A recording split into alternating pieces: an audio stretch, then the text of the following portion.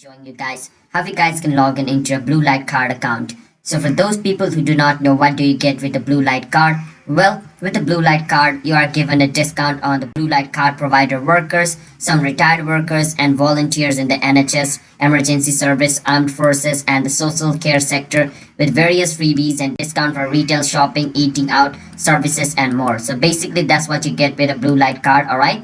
Now, if you guys understand what you get, now let me show you guys how you guys can log in into its account for blue light card and click on where it says login over here and it's gonna take you to bluelightcard.co.uk. Click on agree to all. It's basically asking you to agree to all of its terms and service. If you want to read it, you can read it, but I didn't want it to, so I was just gonna click on agree to all, alright?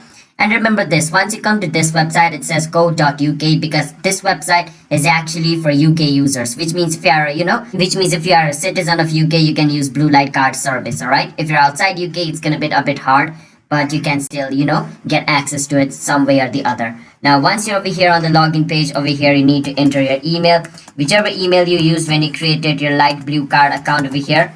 After you enter your email, where it says passport, enter the password of your account.